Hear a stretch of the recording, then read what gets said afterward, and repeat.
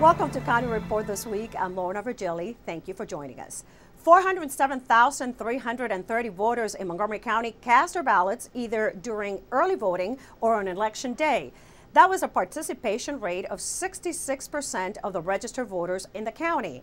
And they approved questions A and B. Both pertain to county-related issues. Question A was approved by a landslide. It allows the county to amend its charter to allow government more flexibility to recruit and select qualified individuals with severe physical and mental disabilities for county jobs.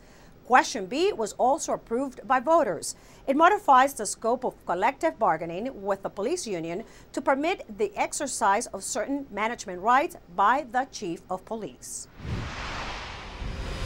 Council members are immersed in a proposal that provides a new vision for the town of Burtonsville. Planners have submitted a proposal for the town that envisions a mix of uses in the town center and encourages connectivity. Susan Kennedy has more. Susan? Lorna, the council has just begun to take a look at the plan, which is aimed at revitalizing the town's village center. The plan will focus on commercial properties along routes 198 and 29 and the Burtonsville Crossing Shopping Center. That corridor is characterized by highways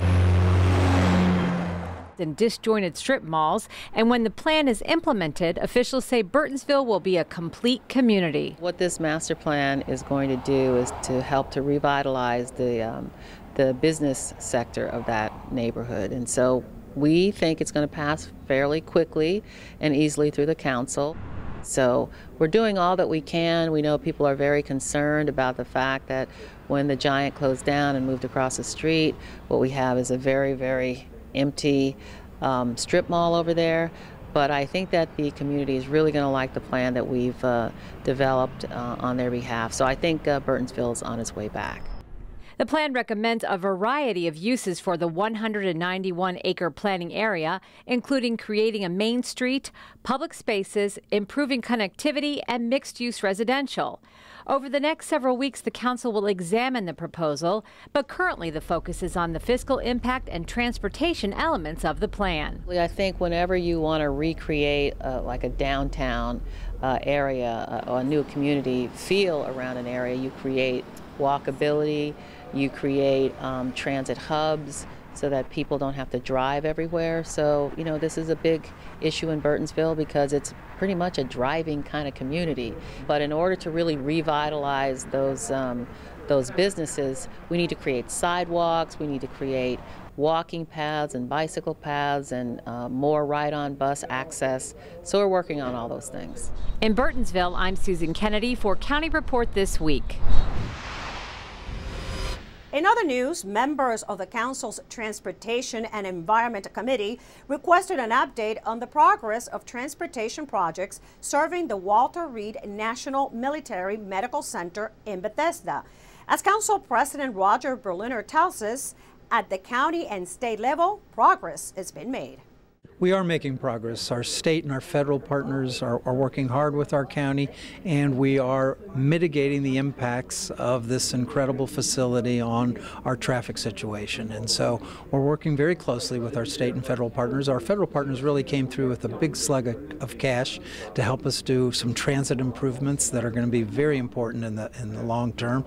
And we're working on intersections, and we're working with our neighborhoods. Some of our neighborhoods have expressed concerns with respect to some pieces of it, and we're still working with our state highway to make sure that our community's concerns are realized. Snow season is almost here and the county is ready. During the annual Snow Summit, transportation employees and contractors outlined storm readiness already in progress. Preparations actually start taking place as soon as the previous season ends. According to officials, the planning, staffing, and coordination of equipment and materials is all in place and ready to go. If a severe winter storm hits us, the salt is already stocked, and the 220 plow routes are technologically updated for faster, more efficient cleanup. I hope that we do not have the winter that we had, the Montgomery Garden a couple of years ago, but it'll probably be much worse than we had last year. But I'm confident that we're ready. We have the resources, we have the technology, we have the commitment, but most importantly, we have the people who are prepared to go out and do the job that we need. The county might be ready for snow cleanup, but some residents might not be ready to front the cold weather. That's why the county's Department of Recreation is collecting coats for the homeless. The coat drive is organized by Interfaith Works, and the goal is to collect more than 500 gently used women's and men's winter coats of all sizes. If you have a gently used warm coat that you're willing to donate, it can be dropped off at any of these sites or by calling 240-498-7727. Montgomery County and the city of Gaithersburg are hosting the Homeless Resource Day on November 15th, starting at 9 a.m. at the Activity Center at Boyer Park in Gaithersburg. County residents experiencing homelessness are invited to participate, as the event will offer a wide range of resources in one location for homeless residents. More than 30 organizations will be on site to provide information and resources for individuals and families, such as free medical screening, legal services, financial counseling, employment services, tax assistance, and substance abuse and mental health. When we come back, hundreds attend a vigil for a young pedestrian fatality in Germantown. And it is that time of the year, time to check your smoke and carbon monoxide detectors. I'm Rockville 11's Bridget Breuer. Coming up next, we'll tell you how the city just recently hosted its second Rockville Summit, when County Report This Week continues. Did you know there are more than 10,000 county government phone numbers? But there's only one number you need to remember for non-emergency calls: 311. MC 311 is Montgomery County government's online telephone information system. Need information? Have a problem or complaint?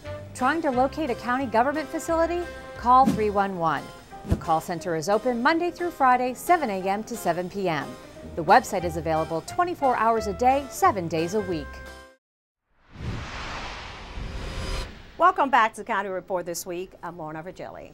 Among Rockville's greatest assets are its location in relation to the nation's capital, employment options, sense of community, and even its ethnic food options, according to the community members who attended the Rockville Summit 2012. Our Bridget Breuer was there. Bridget? That's right. More than 100 people attended the Rockville Summit, and they all had one thing in common. They all care about Rockville's future. The Rockville Summit 2012 continued the conversation about Rockville's core issues, bringing together community stakeholders and elected officials to plan for the future of the city of Rockville. Keynote speaker, the Urban Land Institute's Edward T. McMahon, gave his thoughts on what makes a successful community. A lot of times people misunderstand this, but you've already touched on what this process is really all about. First and foremost, it's about your children. It's about your grandchildren. It's about the future. And it's about planning for the future. It's also about something you've talked a lot about this morning. It's about balance. It's about harmony. It's about the relationship between conservation and economic development. The program also included a presentation from the 6 citizen working groups, who gave their recommendations for the city's future, focusing on city services and budgeting, education and school capacity, housing, job growth, preserving Rockville's character, and transportation and traffic. Members of the mayor and council attended the summit and spoke with us after the event. So many concerned, interested, marvelous citizens in this city that want to participate. You know, Rockville's always been on the cutting edge of everything, and today we had that reinforced. The speaker, Mr. Ed McMahon, was absolutely on target for me. I found myself identifying endlessly with his remarks. Nicely done. Let's hope that we can do what he suggested, and that is to understand our strengths and build on our assets. This summit is a coming together of all the sectors that are important, all the stakeholders. In Rockville, we had over 85 Rockville citizens who took place in the 6 different summit groups. Today was quite an amazing experience. Each group did a presentation brief, and then there was a speaker, Ed McMahon from the Urban Land Institute. Unbelievable how much his words resonated with what we are trying to do in Rockville in terms of planning for the future and bringing everyone together to figure out where do we want to go and how are we going to do it. This is Rockville at its best. You know, this is Rockville citizens participating and getting together and working very hard to show the community and the elected leadership where we want to go. Since I've lived in Rockville, one of the things I've heard about is the effects of the Imagine Rockville process that we had in the 90s. And I think this will have the same kind of impact over the next 5, 10, 15 years. It's an opportunity for the people of Rockville to kind of get together and really study the issues for a long period of time and then say, here's where we want to go. The next steps for the summit, the citizen working groups will present their reports formally to the mayor and council on November 19th. Keep it on Rockville 11 for more updates on the Rockville Summit and go online to rockvillemd.gov/summit to learn more. And now we get our police update from Officer Janelle Smith, who's going to talk about a recent rape that took place at the Capitol Crescent Trail. Officer? That's right, Lorna. Detectives from our Major Crimes Division are investigating a sexual assault on a jogger that occurred on the Capitol Crescent Trail in October. On October 21st at approximately 7:15 p.m., 2nd District officers responded to the trail for a report of a jogger who'd been attacked. The 21-year-old female victim had been jogging on the trail when she was hit from behind by an unknown suspect. She lost consciousness and later gained consciousness in the woods off the roadway. She was able to get back to the roadway and summon assistance. During the course of the investigation, detectives have composed a composite of the suspect. They believe that the suspect was a white male, approximately 6 feet tall, with a thin build, a pale complexion, and short brown hair. They are releasing this composite sketch of the suspect to the public in hopes that someone may recognize this suspect. Also, from witness accounts, police believe that a white male riding a bicycle may have been in the area during this attack. Detectives are also releasing a sketch of the bicycle, hoping that someone may recognize the bicycle or the person that was riding that bicycle, and that they may also contact police. If anyone has information about this suspect or the bicycle, detectives are asking that you contact the Montgomery County Police Major Crimes Division or Crime Solvers of Montgomery County. And what would that number be, officer? The major crimes number is 240-773-5070. Thank you very much for that update. This week, Executive Leggett, along with Councilmember Craig Rice, attended a vigil for Christina Morris Ward, a 15-year-old pedestrian who was struck as she walked to school. She was tragically killed on Halloween on her way to Seneca Valley High School in Germantown. Hundreds of students and members of the community also participated in the vigil. If we are to appreciate and understand this tragedy, if we are to move on from this, it is more than simply a vigil where we come before you and to say how sorry we are. But if we are to appreciate and understand this life, it is to make certain that we never have to come together this way again. That we are celebrated in the future in joy and appreciation of life. That we are celebrated because we are in fact saved.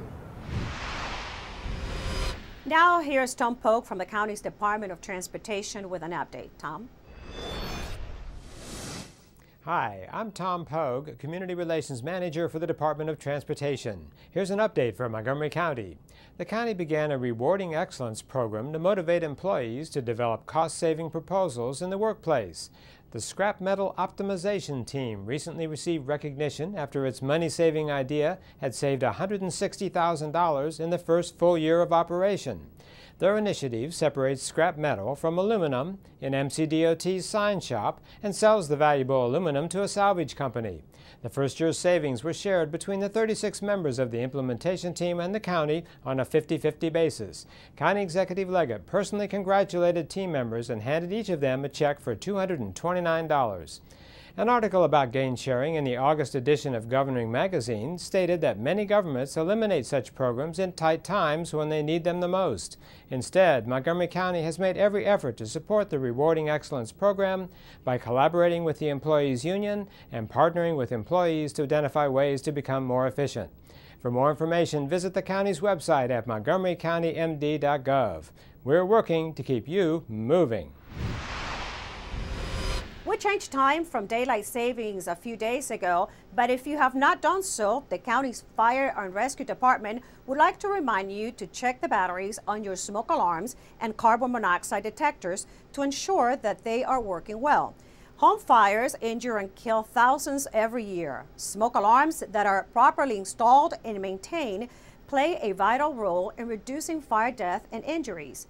We always want to, all the residents always want to make sure they check their batteries, make sure the smoke detector obviously is working on a monthly basis, but also if it's older than 10 years old, the smoke alarm, make sure it's replaced. Local hardware stores carry them. However, if county residents aren't able to get to the hardware store or need some help, contact the fire department. We'll come out.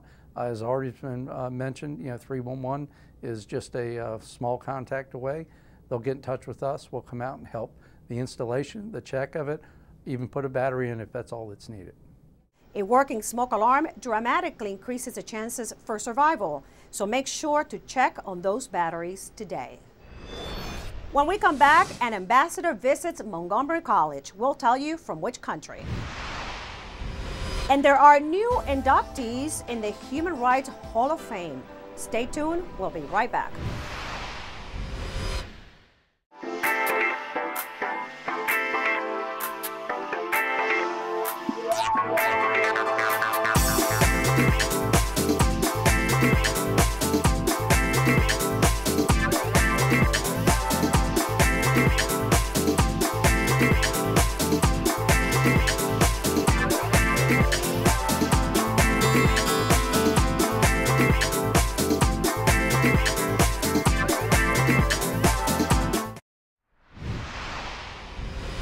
Welcome back to County Report this week. I'm Lorna Virgili.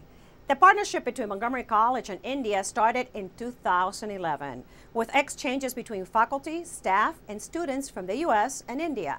The relationship between India and the college aggressively supports vocational education. And recently, the ambassador of India was invited to be a speaker at MC's Fall Lecture Series.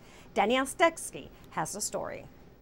Ambassador Rao has been the ambassador of India to the United States for over a year. In a diplomatic career spanning over 3 decades, she has served in various world capitals, including Washington, Beijing, and Moscow. She has extensive experience in India-China relations and became India's first woman ambassador to China from 2006 to 2009.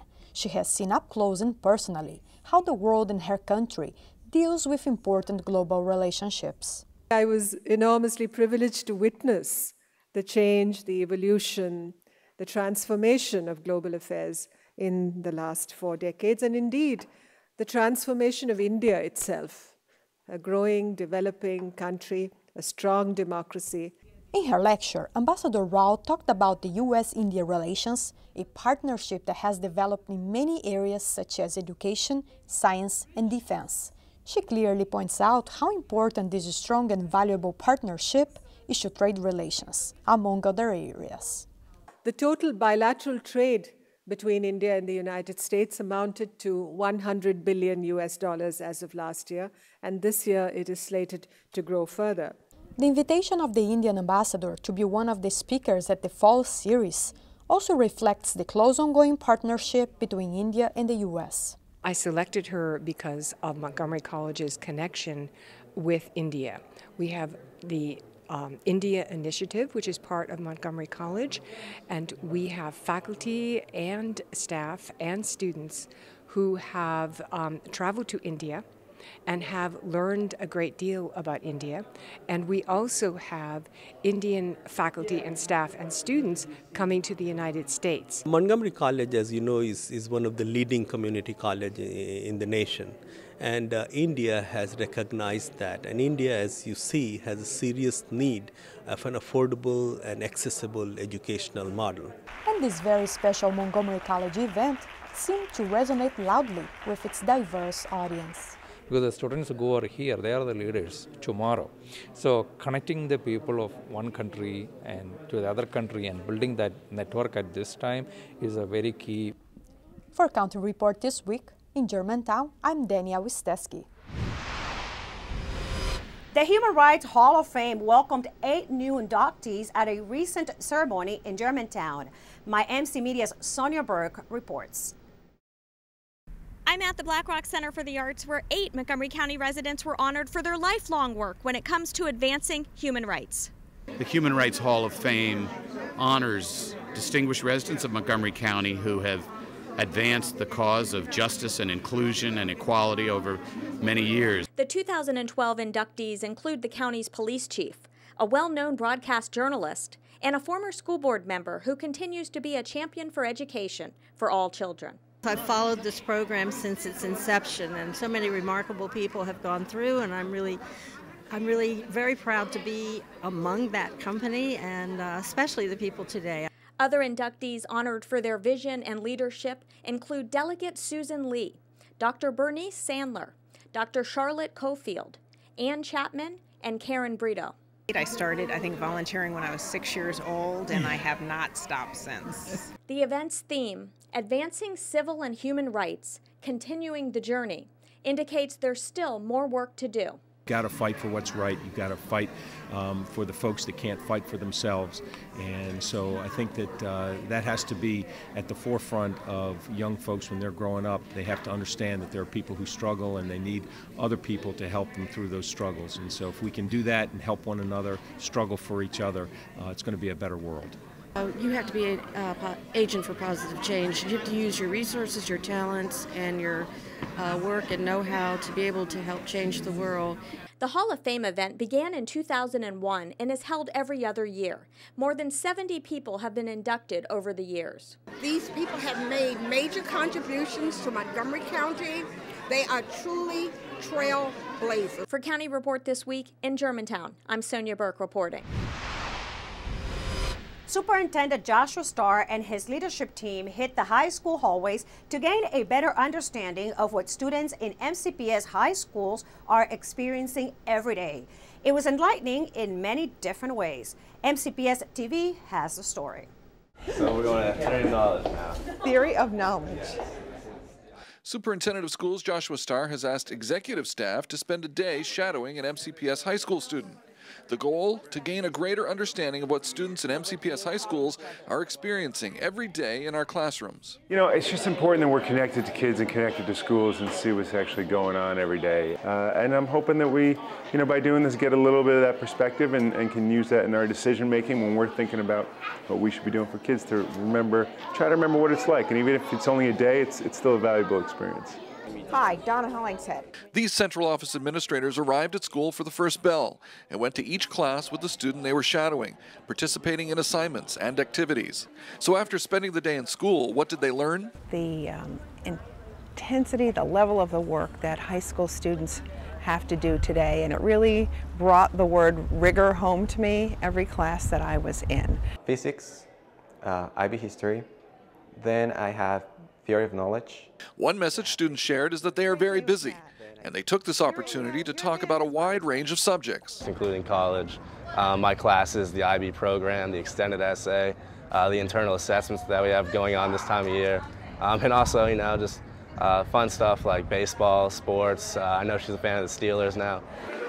I think one thing that really surprised me is how sometimes the only movement kids really get in some time in their day is when the bell rings and they're out, and that they do spend a lot of seat time. There was even an opportunity to learn new words, the modern day lingo of today's youth. I didn't know that lamp meant chill. That was a new one for me. It seems that all would agree that this was a very fun and lamp experience for students and adults. An in-depth discussion of the shadowing experience will be available this week on the MCPS Super TV program. Click on the Superintendent's tab at montgomeryschoolsmd.org. Council members continue their work on making the Silver Spring Civic Building more accessible for those who want to use it. Currently, there are many groups that are unable to rent the facility because the fees prevent them from doing so. A $200,000 appropriation was awarded to assist those groups interested in using the facility. And as Council Member Valerie Irvin tells us, details for an approval process for those groups is underway.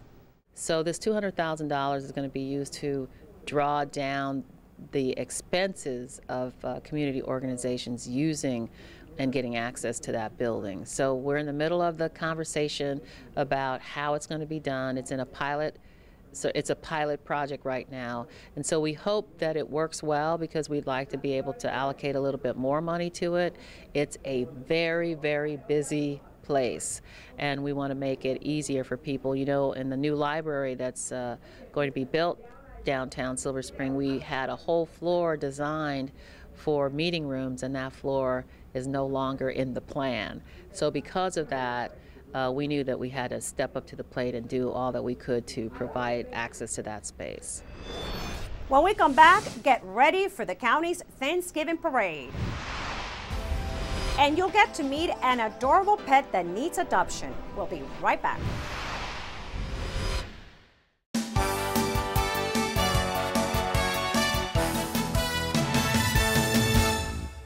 Montgomery College and 3 other 2-year schools will partner with the University of Maryland, Baltimore County to build a model to ensure that more transfer students earn degrees in science, technology, engineering, and math fields. The program is funded by a grant from the Bill and Melinda Gates Foundation.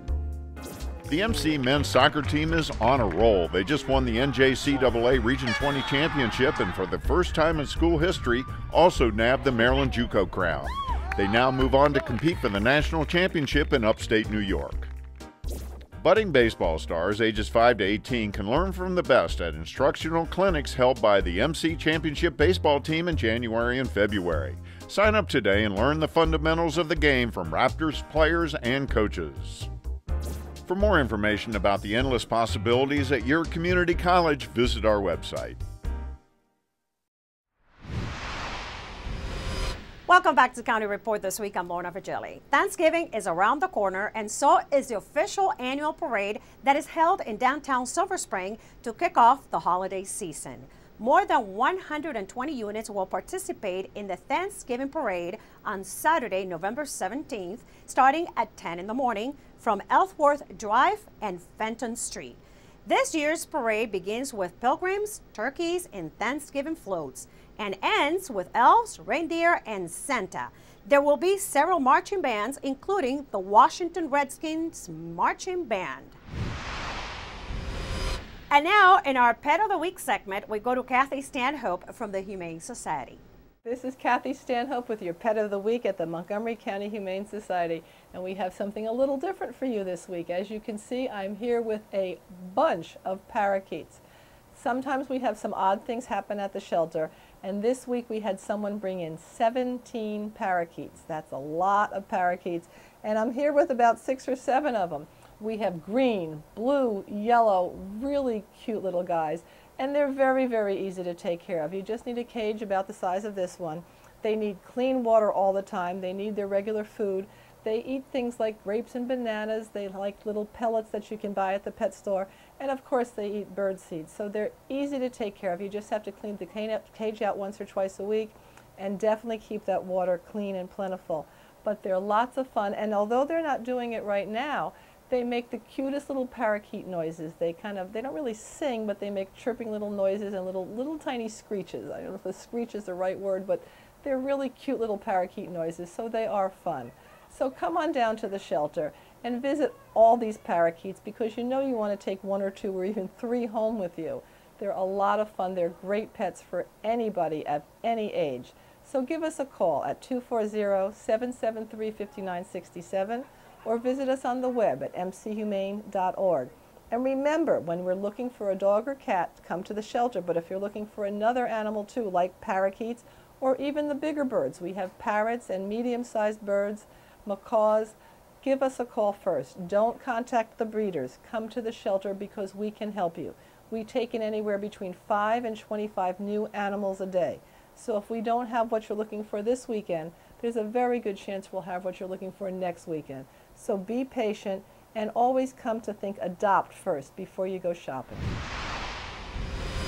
And with that, we close this edition of County Report This Week. Remember to like us on Facebook and to join us at this time every week for a look at what's going on inside Montgomery County. I'm Lorna Virgili, and thank you for watching.